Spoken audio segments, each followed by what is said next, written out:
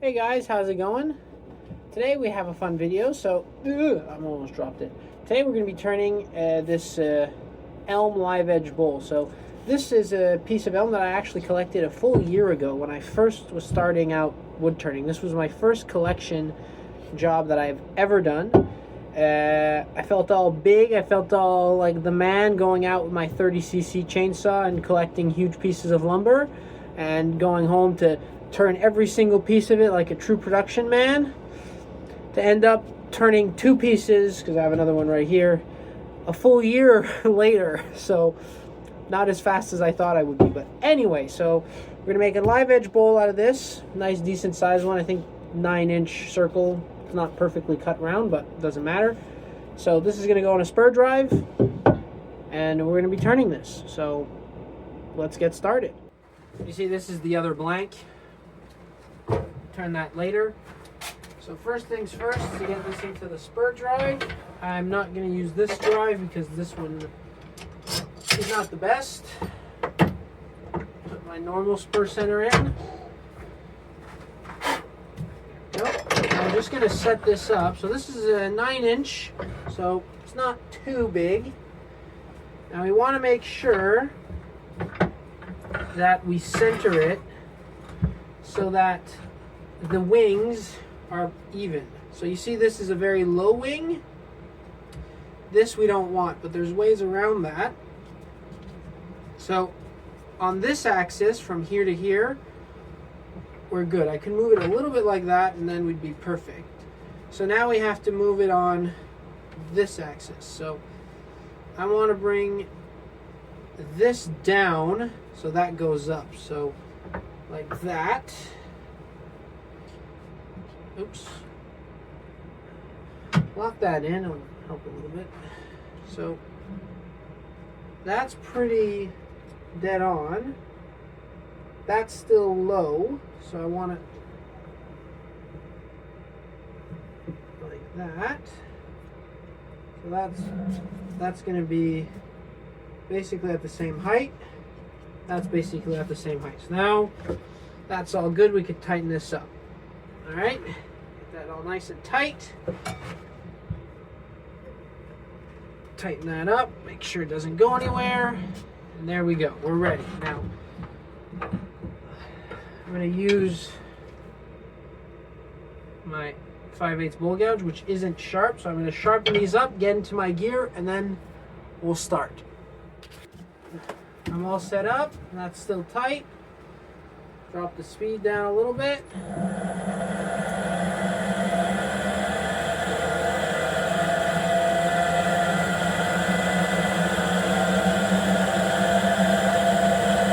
That's good.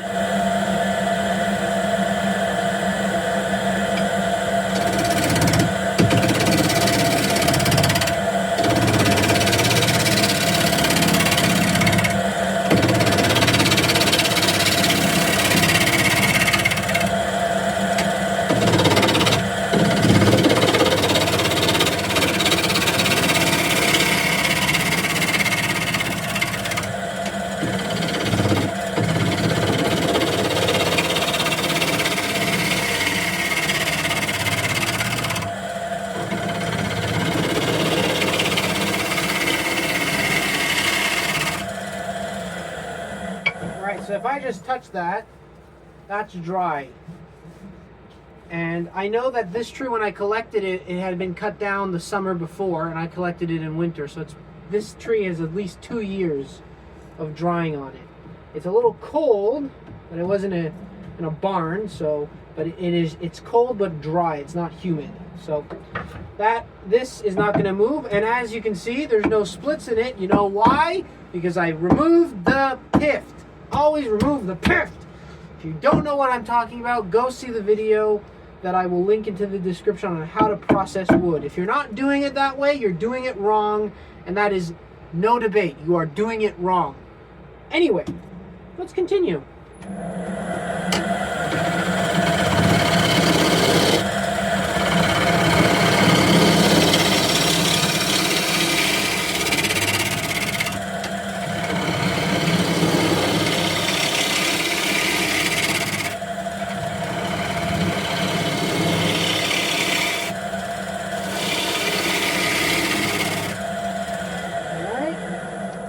as usual, I'm stopping to where the bark pretty much is to not rip the whole thing off. This is now smooth, it's ready for a tenon.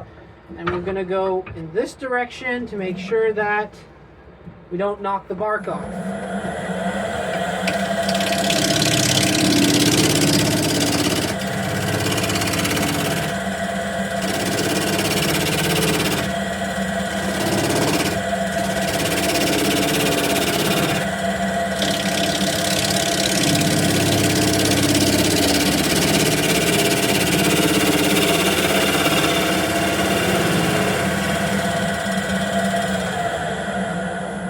See if we have any more flat spots.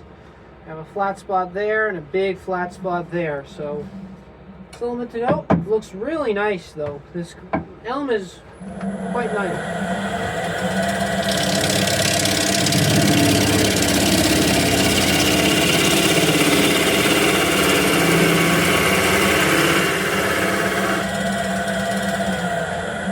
I want it to be as big as possible, so I'm checking to make sure the bark still seems solid on there, so I'm not too worried for when I do the inside, but there's still that flat spot that's bugging me.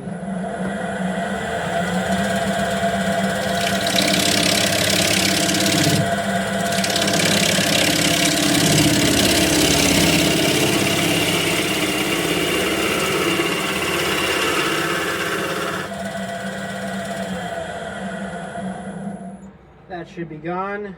Yes, it is. I'll put a tenon on there. I think I'm gonna go with my. Honestly, I think I'm gonna go with the 4-inch chuck on this one.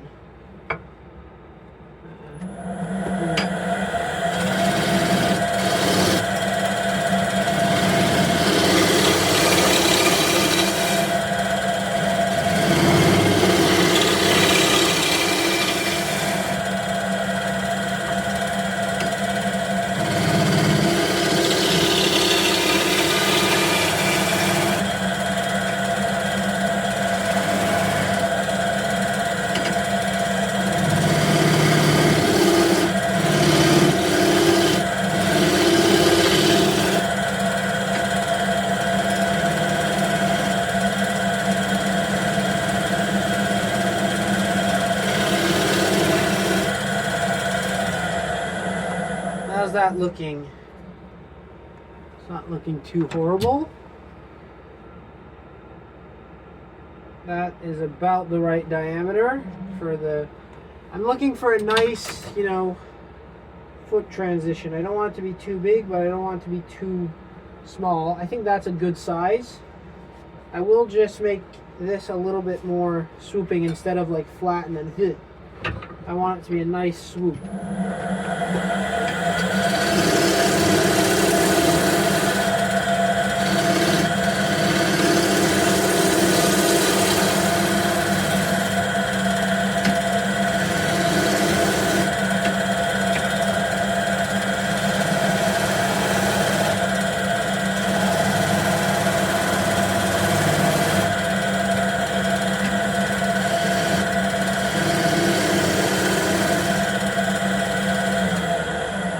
That's better.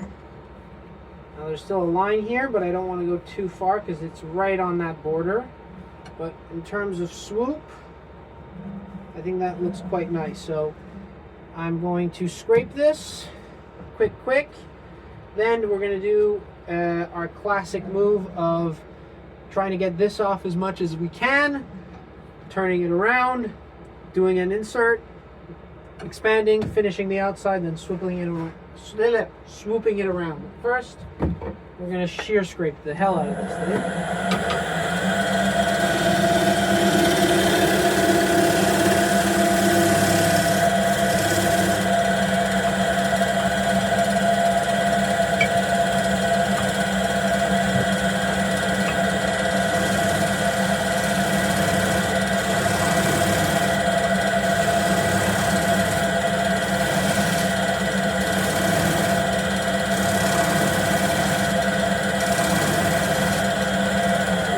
When you're doing bowls like this, live edge bowls, when you go close to the bark, you always have to gauge with the scraper how thick the bark is onto the wood. If this was ash, I would be very, very, very hesitant in coming here with the scraper because I have, you know, these sections.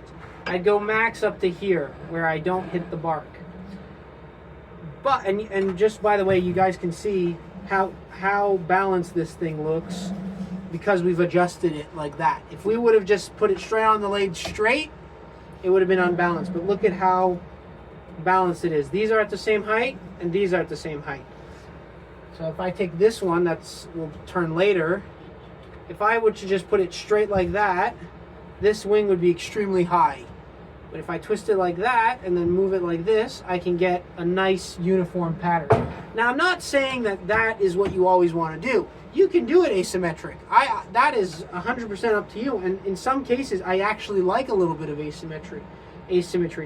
But when you have a very thin part, where the bark kind of ends right there and then the wood ends here, you want to shift it so that you have a nice equilibrium, so to speak. Anyway, now I know that this bark is quite solid onto the wood, and we have a little flat spot here, but it's right in the bark, so you can't really tell. I don't mind going up with the scraper up to here. But with ash, I wouldn't do it. Now, I'm just going to go and get this down so that I can just knock it out with a chisel. Quite simple. I'm going to use a spindle gouge for that.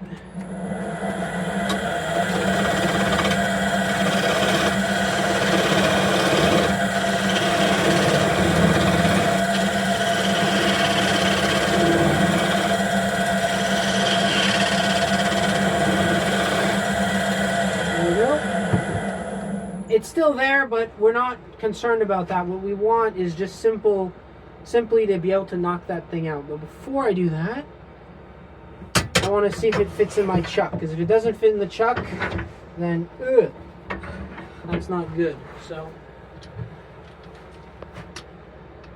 that's going to fit in the chuck for sure.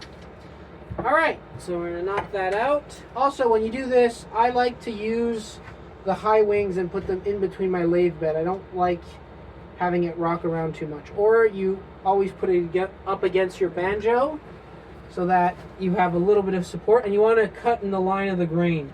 So that's why I do it this way, because the grain's running that way. Move the tailstock out of the way, we don't need that anymore. Just little taps just to get the wood off. You don't want to knock the bark off with it. So you just want to do little taps just to make it flat. Doesn't need to be perfectly flat, it just needs to be flat enough to get into the chuck. That's all we're looking for, or I'm looking for. You guys do whatever you want. I don't want anyone to think that I'm giving you the how to make this. There's thousands with the lathe. There's so many different ways of doing things to get to the same result that it really depends on what you prefer. I prefer this. I know others prefer not to play around with the tenon until the end and then do a jam chuck. I don't like that, but if you enjoy it, hey, that's what you have to do, then do it. Don't ever assume that what I'm saying is the word of law. Except when it comes to processing wood. That is the word of law. Always remove the pith. That, I'm sorry, but that you just always have to do. Now, we'll get that inside out so we can put a mortise.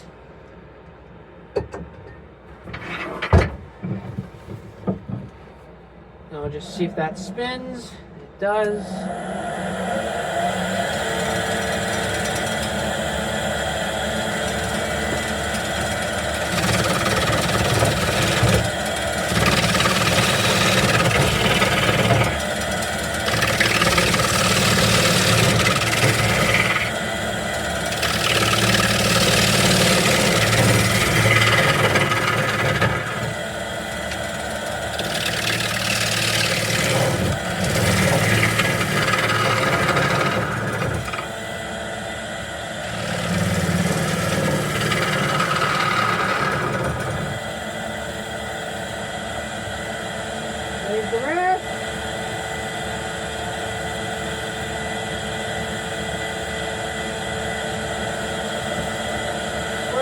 firecracker.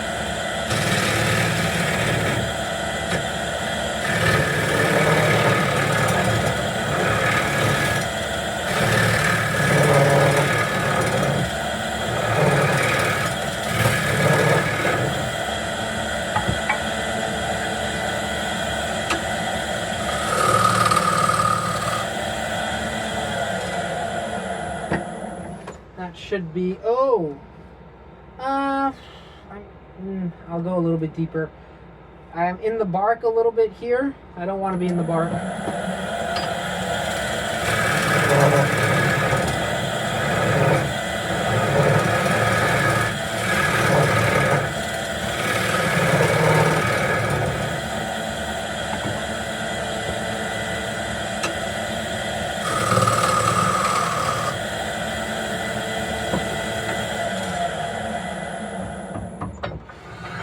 There we go. That can be flipped around, and then we can sand and finish off the tenon. So let's just hope the mortise fits. Yes! Dead on. That spinning true? Yes. It is spinning true. Now, tighten that up. Alright, for this, I've never worked with dried elm before. I've worked with it once. Just it goes to show how much I didn't turn of this piece of wood. There's a lot of end grain there that is pulled out and a lot here. So I'm going to do this with the drill chuck. Most of the big bowls I always do with the drill chuck just in case because of that. But this some I kind of just do by hand. But this I definitely know that it's going to be done with the drill chuck. I'm going to finish the tenon, and the rest I'll sand. And because from now the tailstock's not going to be there, I'll flip you guys into the other angle. I usually only use this angle when the tailstock's there, so you can see what I'm doing. But now you're going into the other support. All right. So.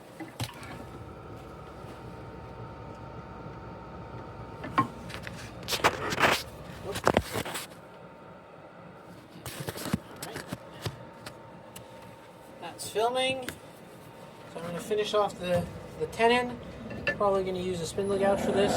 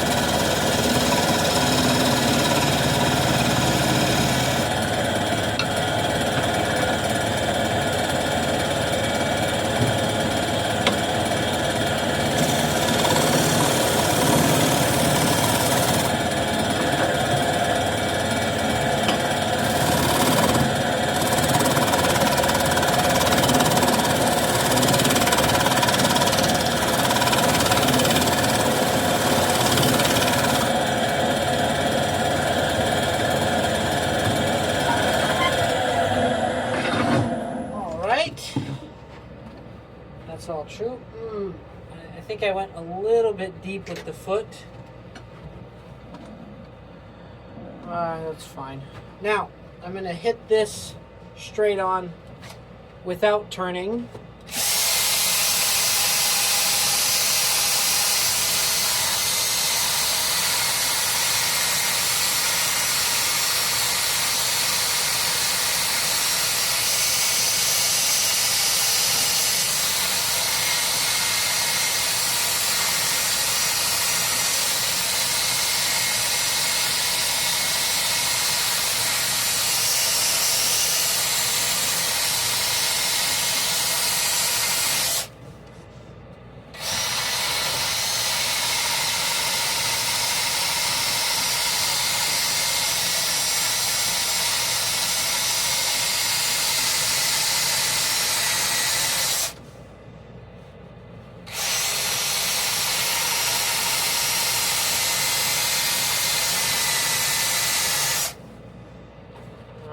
So now we do this side.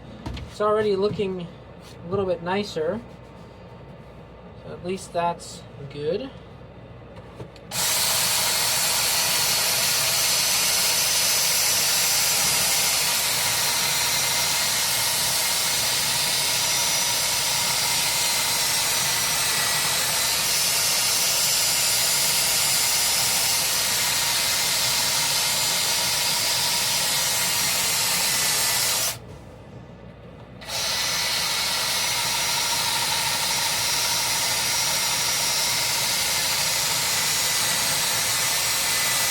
Alright, and this doesn't surprise me.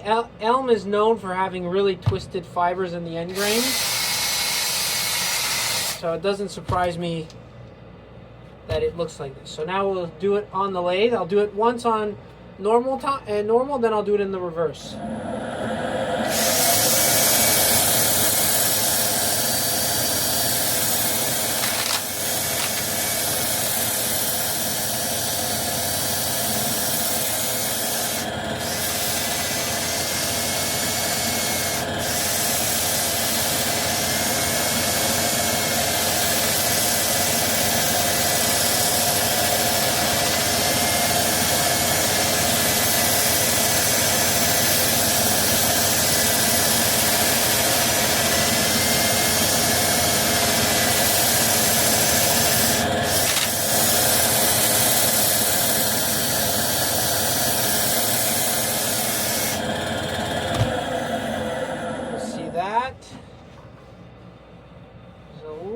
Bit left, so I'll do it in reverse.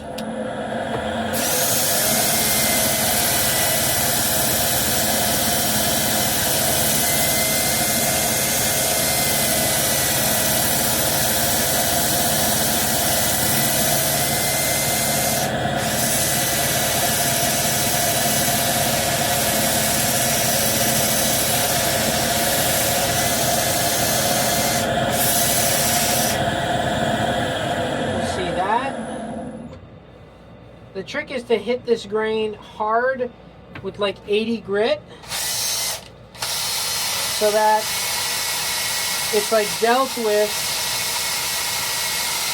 when you get to the smaller grits. Well, the smaller / bigger grits.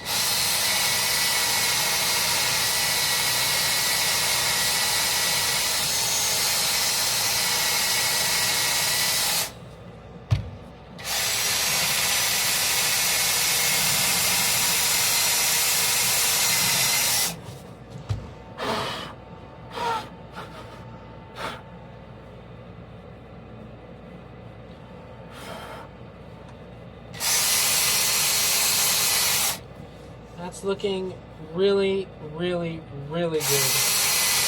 Compared to how it was looking, this is pretty decent. Alright, we'll go to the different grits. Excuse me.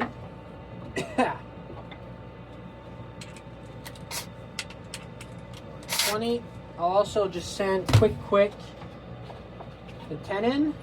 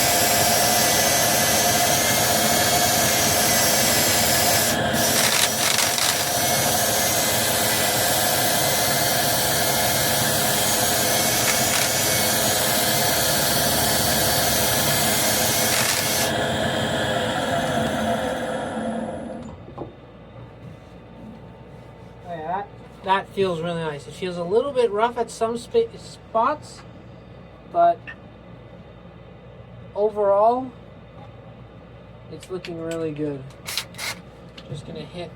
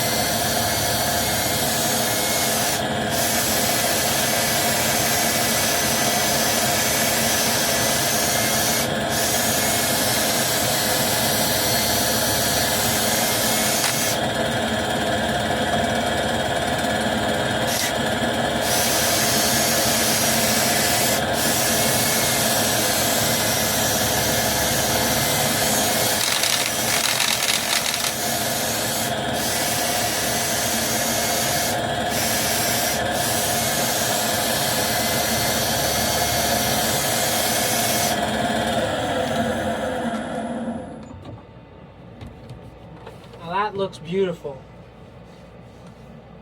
Alright, I'm ready to do the inside. As I always say, doesn't matter how nice the outside is, you screw up the inside, everything becomes worthless. So put that little cloth there, open that up, clamp that down.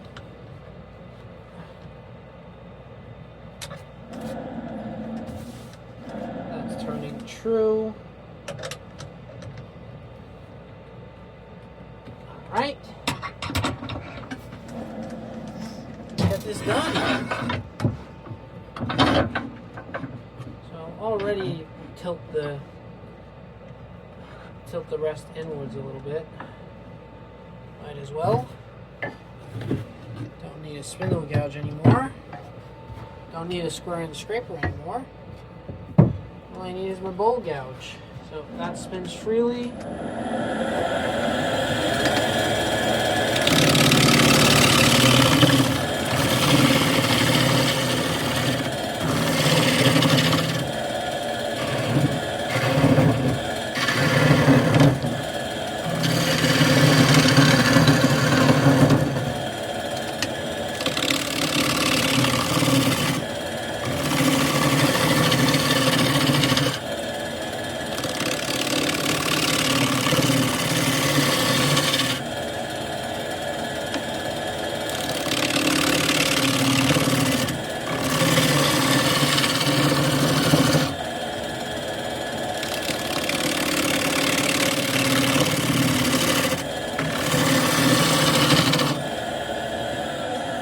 So often I want to check the bark, so I just want to see if it's still holding on. Everything still seems pretty solid, so that's good, but you want to check because the cambium layer, this layer, seems a little bit rotten. Not rotten, but like starting to decay a little bit. So I want to make sure that I don't punch through. But yeah, so that's good.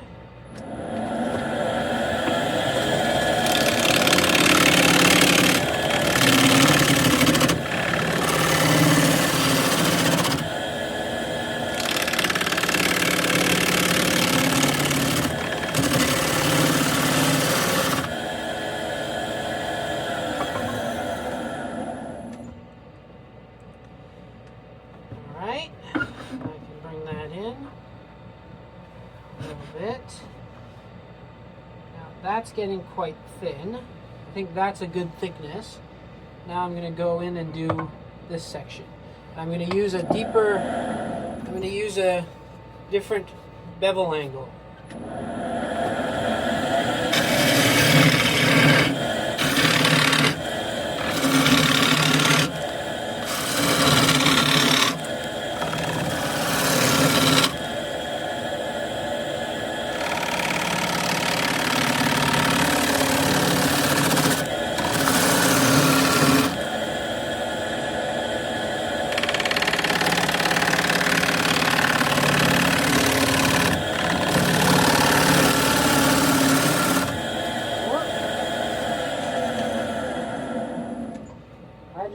A chunk of bark right here, and I'm losing that section too. Now I have the pieces. That goes there, that goes there. Now what I can do, if I really want to keep the bark, which let's face it, I do, is add some CA and glue the bark on, which, to be honest, I think is what I'm going to do, because it just takes away so much of the appeal of the bowls when one section of the bark is missing. And that is relatively thin. It's not as thin as I would like it. Oh, and I have another section coming off here. So this is something that does happen, but if you can catch it early, you can CA the cambium area and then you can kind of save the bark from falling. So I'm going to go get some CA and we're going to do that. I'm using a new type of glue, so it was a little bit weird, but it's all glued up and seems solid, so I'm going to finish off the inside.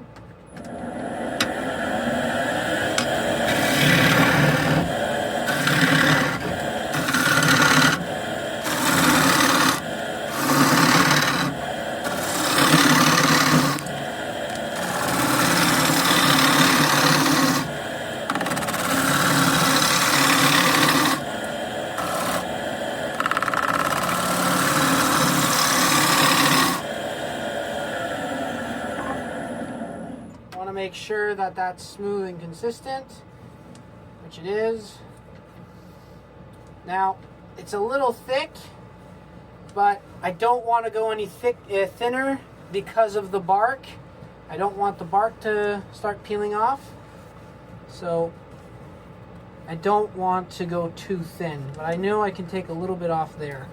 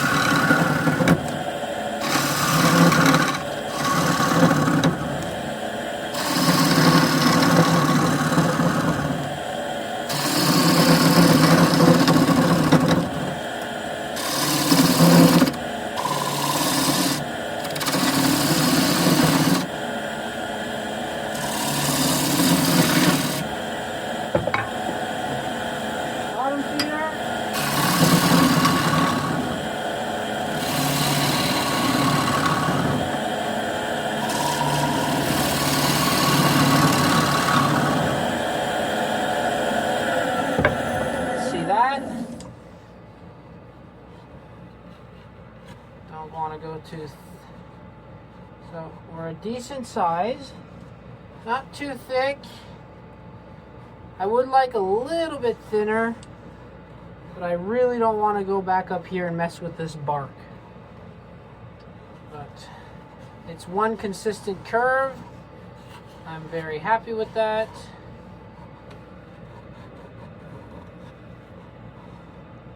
I can maybe get in a little bit if I use my 1/2-inch bowl gouge, and I'll be able to get a nice pass. Always make sure it clears.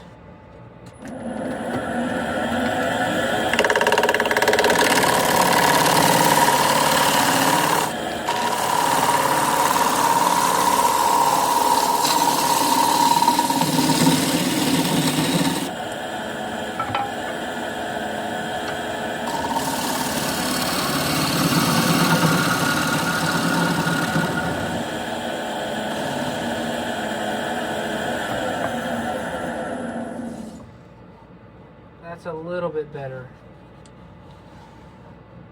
It's still thick, but I don't want to go mess up that bark.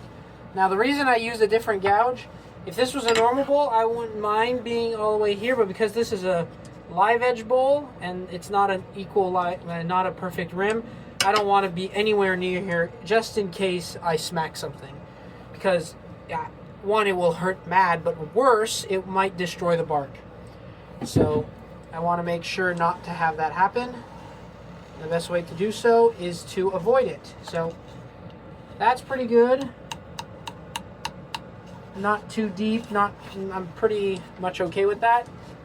Now I'm going to sand, and I'm going to sand this just standard. I'm just going to do it by hand, not with the lathe turning, because I just don't trust this bark. So I'm going to just do it by hand. So I'm going to speed through that, and I'll see you at the end of the video. So here we have it. Weird camera angle. Nice elm live edged bowl. Quite nice and thin, very smooth. And yeah, so not much to say. As you can see, this is the piece of bark that flew off, and you can hardly tell that that's the piece because of the fact that I found it and glued it back on. So when it comes to live edge, CA can be a very, very, very helpful tool. The only problem with these is that the thickness that you make the bowl really depends on how much bark you can go. So if I was able to get another millimeter off that bark, I would have gone a little bit deeper, a little bit thinner on the rim. But because I didn't want to hit the bark too much, I stayed a little bit thicker. It all depends on how much you want to, if there wasn't this weakness in the bark where you have to glue it, I would have gone a little bit thinner, but it still looks nice. It's not too heavy, and it has a nice little wave pattern with a nice wide, decent sized foot. So hope you guys enjoyed, and as always, happy turning, and we will see you next time.